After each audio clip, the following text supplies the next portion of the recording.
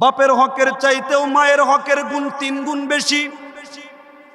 এই জন্য পয়গম্বর আরবি সাল্লাল্লাহু আলাইহি ওয়াসাল্লাম হাদিসে পাকের মধ্যে ইরশাদ করেছেন, একজন সাহাবী আল্লাহর নবীর দরবারে আসলেন। আসার পরে আল্লাহর নবীজিকে জিজ্ঞাসা করলেন, ইয়া রাসূলুল্লাহ, ইয়া হাবিবাল্লাহ, আমি আমার মা বাবার সন্তান হিসাবে কার হকটা মুকদ্দম, কার হকটা আগে? আল্লাহর নবীজি বললেন, তোমার মায়ের খেদমতের হক আগে। সর্বপ্রথম তুমি তোমার মায়ের হক আদায় করবে, তোমার মায়ের খেদমত করবে। 2 নম্বরে আবারও প্রশ্ন করলেন, ইয়া রাসূলুল্লাহ, দ্বিতীয় নম্বরে আমি কার খেদমত করব? আল্লাহর নবীজি দ্বিতীয় নম্বরে একই কথা বললেন, তুমি তোমার মায়ের খেদমত করবে। তৃতীয় নম্বরে সাহাবী আবার জিজ্ঞাসা করে, ওগো নবীজি, 3 নম্বরে আমি কার খেদমত করব? আল্লাহর নবীজি উত্তর করলেন, তুমি তোমার মায়ের খেদমত করো। চতুর্থ নম্বরে যখন সাহাবী জিজ্ঞাসা করলেন, ইয়া রাসূলুল্লাহ, আমি 4 নম্বরে কার খেদমত করব? আল্লাহর নবীজি 4 নম্বরে বললেন, তুমি তোমার বাবার খেদমত করো। প্রথমে যেই জিজ্ঞাসা করেছে বলেছে মার খেদমত করো, দ্বিতীয় প্রশ্নের জবাবেও বলেছে মার খেদমত করো, তৃতীয় প্রশ্নের জবাবেও বলেছে মার খেদমত করো, চতুর্থ প্রশ্নের জবাবে বলেছে এবার তুমি তোমার বাবার খেদমত করো। বুঝে থাকলে বলেন তো দেখি, তাহলে বাপ আর মায়ের ভিতরে কার হক আগে? জোরে বলেন। মায়ের হক আগে। মায়ের হক হলো 3 গুণ আর বাপের হক হলো 1 গুণ। তাই বলে কিন্তু বাপকেও অসম্মান করা যাবে না, কথা বলেন ঠিক কিনা? কিন্তু দুঃখ আর পরিতাপের সাথে বলতে হয়, যেই বাপ মাকে ইসলাম এত মর্যাদা দিয়েছে, এত সম্মান দিয়েছে, কিন্তু আজকে সেই বাপ মাও, কিছু সমাজে কিছু বাপ মাও এমন আছে, সন্তানদের কিছু সন্তানকে বুকে টেনে নেয় আর কিছু সন্তানকে বুক থেকে ফালায়া দেয়, কথা বলেন ঠিক কিনা? কিছু সন্তানের নামে বেশি বেশি জমি লিখে দেয় আর কিছু সন্তানকে দেওয়ার খবরই থাকে না। এমন বাপ মা এই এলাকায় মনে হয় নাই। তো মেয়েকে বিবাহ দেওয়ার সময় দেখবেন, ওই যেই মেয়েকে বিবাহ দিল সেই মেয়ে কিন্তু স্বামীর বাড়িতে যায় ঠিক, কিন্তু যাওয়ার আগে একটু কান্না করে।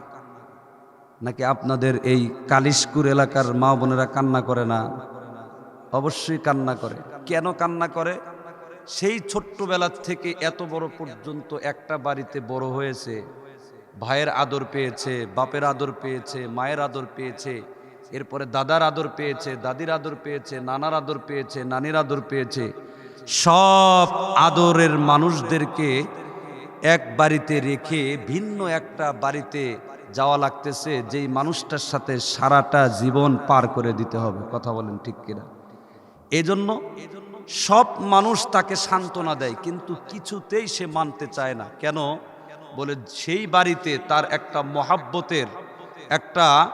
মহাব্বতের একটা ভাব সেখানে তৈরি হয়েছে। এই কারণে বাপ এসে সান্ত্বনা দেয়, বড় ভাই এসে সান্ত্বনা দেয়, ফ্রেন্ড সার্কেল এসে সান্ত্বনা দেয়, বড় বোন এসে সান্ত্বনা দেয়, আরও দাদা নানি খালা খালু ফুফা ফুফি সবাই এসে সান্ত্বনা দেয়। তারপরেও কিন্তু সেই মা বোন কিন্তু কান্না থামায় না, কথা বলেন ঠিক কিনা? কিন্তু একজন মানুষ পৃথিবীতে এমন আছে, ওই ব্যক্তি যখন মায়ের কাছে, ওই মেয়ের কাছে এসে তার মাথার ভিতরে হাত বুলাইয়া দেয়, সুন্দর করে বলে, মা, মেয়ে হিসাবে জন্ম নিয়েছো, তোমাকে স্বামীর ঘর করেই খেতে হবে, এজন্য তুমি আজকে যাও, মাত্র 2 থেকে 3 দিন পরে অথবা 7 দিন পরে যখন আটুরি খাওয়ার জন্য আসবে, তখন তো তুমি আবার নিজ বাড়িতেই তুমি চলে আসবে। এই সান্ত্বনাটা কে দেয় বলেন দেখি? মা। কে দেয়? জোরে বলেন। এই সান্ত্বনাটা মা দেয়। ইতিপূর্বে অনেক মানুষ সান্ত্বনা দিছে, কিন্তু সব মানুষের সান্ত্বনা কিন্তু মন কলিজা ঠান্ডা হয় নাই, কথা বলেন ঠিক কিনা? কিন্তু যেই মাত্র মা এসে এমনভাবে সান্ত্বনা দিল, মায়ের এক কথায় সেই সান্ত্বনা মেনে সে স্বামীর বাড়ির দিকে রওনা করে, কথা বলেন ঠিক কিনা? মা এমন একটা জিনিস, সন্তানের সাথে মার এমন একটা কানেকশন আছে, এমন একটা তাআল্লুকার সম্পর্ক আছে, যেই সম্পর্কের ব্যাখ্যা, যেই সম্পর্কের বিশ্লেষণ, যেই সম্পর্কের ভাষা পৃথিবীতে কোনো ভাষা দিয়ে মা আর সন্তান, মা আর সন্তান আর মেয়ে আর মায়ের ভিতরে যেই সম্পর্ক আছে এই সম্পর্ক বিশ্লেষণ আর ব্যাখ্যা করা যায় না। কথা বলেন ঠিক কিনা? আপনি যত পেরেশানিতেই থাকেন, আপনি যত জ্বালার ভিতরেই থাকেন, আপনি যত মন খারাপ অবস্থাতেই থাকেন না কেন, পৃথিবীর সব মানুষ আপনার কাছে আসলেও আপনার দুঃখ লাঘব হবে না, আপনার দুঃখ দূর হবে না। কিন্তু পৃথিবীতে এমন একজন দুঃখ দূর করার মানুষ এ পৃথিবীতে আল্লাহ পাক আপনার জন্য বাজেট করে দিয়েছে। সেই মানুষটাই হলো আসমানের নিচে জমিনের উপরে আপনার গর্ভধারিণী মা। কথা বলেন ঠিক কিনা? আপনাদের কেমন হয় আমি জানি না। আমি যখন বুক ভর্তি দুঃখ বেদনা নিয়ে যখন বাড়িতে ফিরি, আমি আল্লাহকে সাক্ষী রেখে বলি, আমার মার চেহারার দিকে যখন আমি দেখি, আমার অন্তরের ভিতর থেকে অনেক কষ্টই দূর হয়ে যায়, অনেক কষ্ট দূর হয়ে যায়। আর মা যখন এসে সান্ত্বনা দেয়, সেই মুহূর্তে বিশ্বাস করেন হাজারো কষ্ট থাকলেও ওই সময়ের জন্য মনের ভিতরে এই চুল পরিমাণও আর কোনো কষ্ট থাকে না। কথা বলেন ঠিক কিনা? যেই দুঃখ দুর্দশার সময়, সংকটময় মুহূর্তে আপনার যখন মন একদম ভারাক্রান্ত হৃদয় হয়ে থাকে, সেই মুহূর্তের ভিতরে পৃথিবীর কোনো মানুষ আপনাকে সান্ত্বনা দিলে আপনার কোনো কাজে আসে না তেমন। কিন্তু মা যদি এক কথা বলে, লক্ষ লক্ষ হাজার হাজার মানুষের চাইতেও মার এক কথা লক্ষ টাকার চাইতেও বেশি কাজ করে, লক্ষ কথার চাইতেও বেশি কাজ করে। কথা বলেন ঠিক কিনা? কিন্তু দুঃখজনক হলেও সত্য, পরিতাপের বিষয়, যেই মা সন্তানকে এত ভালোবাসে, সন্তানকে এত মহাব্বত করে, সন্তানকে এত পিয়ার করে, এত ভক্তি করে, সন্তানের সুখের জন্য নিজের সারাটা জীবন সে বিলিয়ে দিল। জীবনে কোনোদিন ভালো একটা কাপড় পরলো না, জীবনে কোনোদিন ভালো খাবার খাইলো না। আপনাকে শিক্ষিত করার জন্যে, আপনাকে মানুষের মাঝে মানুষ হিসেবে গড়ে তোলার জন্য সারাটা জীবন মানুষের বাড়িতে কাজ করে করে সেখান থেকে কিছু পয়সা উপার্জন করে আপনার পরীক্ষার ফিস জমায়। কথা বলেন ঠিক কিনা? পরীক্ষার ফিস জমায়, মা পরে সেরা কাপড়, কিন্তু আপনাকে সুন্দর সুন্দর কাপড় পরায়া তামাম পৃথিবীর সব মানুষের কাছে আপনাকে উপস্থাপন করে। মা কিন্তু অভাব অনাটন বুঝতে দেয় না সন্তানকে। কথা বলেন ঠিক কিনা? আমাদের ব্যক্তি জীবন চলতে গিয়ে অনেক সময় কিন্তু আমাদের মা বাবার সাথে ভুল বেয়াদবি হয়, হয় কি হয় না? ভুল বেয়াদবি হয়।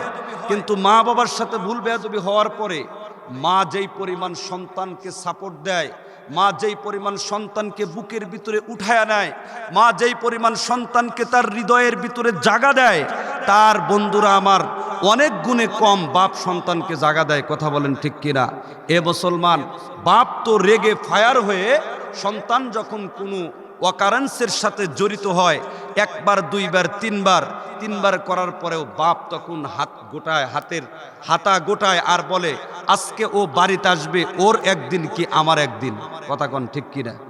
আজকে ও বাড়িতে আসলে ওকে আজকে শাসন করব, হয়তো ও বাড়িতে থাকবে, নতবা আমি বাড়ির থেকে চলে যাব, কিন্তু ওকে আজকে সাইজ করেই ছাড়বো। কথা বলেন ঠিক কিনা? কিন্তু সেই মুহূর্তের ভিতরে ঘরের দরজা বন্ধ করে দেয়। কিন্তু সব মানুষের চোখে ঘুম আসলেও মায়ের চোখে ঘুম আসে না। কথা বলেন ঠিক কিনা? মায়ের চোখে ঘুম আসে না। মা তখন কি করে? উপরের পাতিলটা নিচে নামায়, নিচের পাতিলটা আবার উপরে নামায়। এটা হলো একটা তাল বাহানা। কিন্তু মনে মনে তার সন্তানের প্রতি তার কিন্তু বন্ধুরা আমার সেই মহাব্বত আর দরদ রয়ে গেছে, যে তার সন্তান কিন্তু বাড়িতে আসে নাই।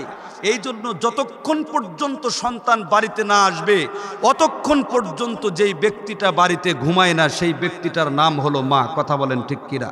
এদিকে বাবা বলে, তোমার তো সব কাজ শেষ হয়ে গেছে, তুমি কেন ঘুমাও না?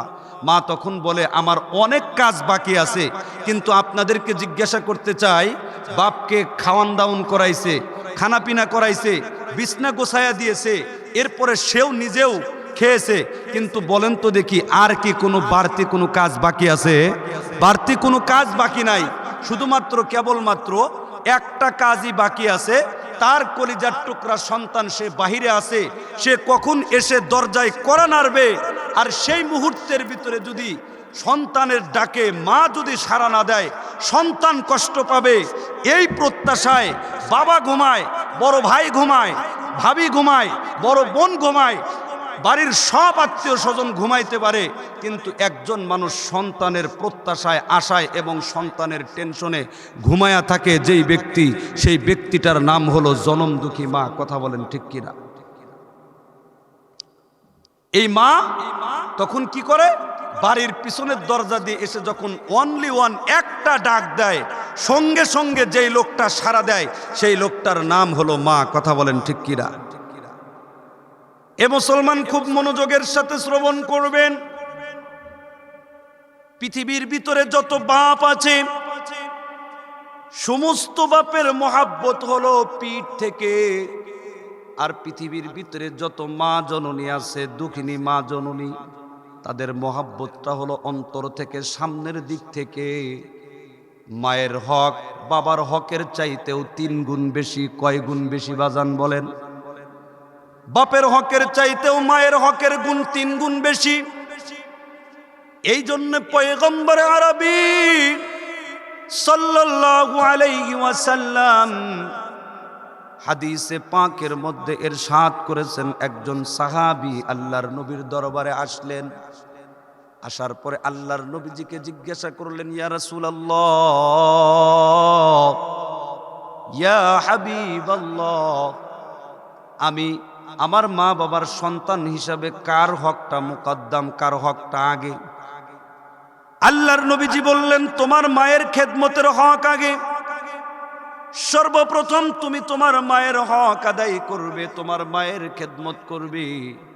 2 নম্বরে আবারও প্রশ্ন করলেন, ইয়া রাসূলুল্লাহ, দ্বিতীয় নম্বরে আমি কার খেদমত করব? আল্লাহর নবীজি দ্বিতীয় নম্বরে একই কথা বললেন, তুমি তোমার মায়ের খেদমত করবে। তৃতীয় নম্বরে সাহাবী আবার জিজ্ঞাসা করে, ওগো নবীজি, 3 নম্বরে আমি কার খেদমত করব? আল্লাহর নবীজি উত্তর করলেন, তুমি তোমার মায়ের খেদমত করো। চতুর্থ নম্বরে যখন সাহাবী জিজ্ঞাসা করলেন, ইয়া রাসূলুল্লাহ, আমি 4 নম্বরে কার খেদমত করব? আল্লাহর নবীজি 4 নম্বরে বললেন, তুমি তোমার বাবার খেদমত করো।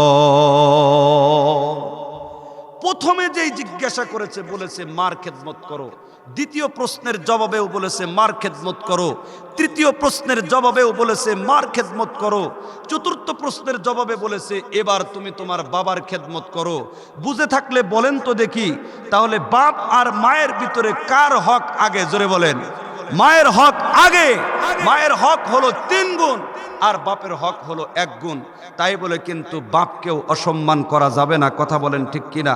কিন্তু দুঃখ আর পরিতাপের সাথে বলতে হয়, যেই বাপ মাকে ইসলাম এত মর্যাদা দিয়েছে, এত সম্মান দিয়েছে, কিন্তু আজকে সেই বাপ মাও, কিছু সমাজে কিছু বাপ মাও এমন আছে, সন্তানদের কিছু সন্তানকে বুকে টেনে নেয় আর কিছু সন্তানকে বুক থেকে ফালায়া দেয়। কথা বলেন ঠিক কিনা? কিছু সন্তানের নামে বেশি বেশি জমি লিখে দেয় আর কিছু সন্তানকে দেওয়ার খবরই থাকে না। এমন বাপ মা এই এলাকায় মনে হয় নাই। কথা কন না কেন? এই এলাকায় মনে হয় নাই, আমাদের ওই এলাকায় আছে। আপনার ছেলে সন্তান 4 জন আছে, আপনার 4 জন সন্তানকে আপনাকে ঠিক একই নজরে আপনাকে দেখতে হবে। কথা বলেন ঠিক কিনা? এটা হলো ইনসাফ, এটা হলো আদল। এই আদল আর ইনসাফ যদি আপনার ভিতরে না থাকে, কসম খোদার, আপনার এক ছেলের প্রতি আপনার মহাব্বত আর দরদ আর ভালোবাসা বেশি থাকাটা স্বাভাবিক, এটা অস্বাভাবিক কিছু না। কারণ নবীদের দিলের ভিতরেও একজন বিবির প্রতি আমাদের নবীর একটু মনের আকর্ষণ বেশি ছিল, তাই বলে কিন্তু আমাদের নবী অন্য অন্য বিবির প্রতি জুলুম করে নাই। কথা বলেন ঠিক কিনা?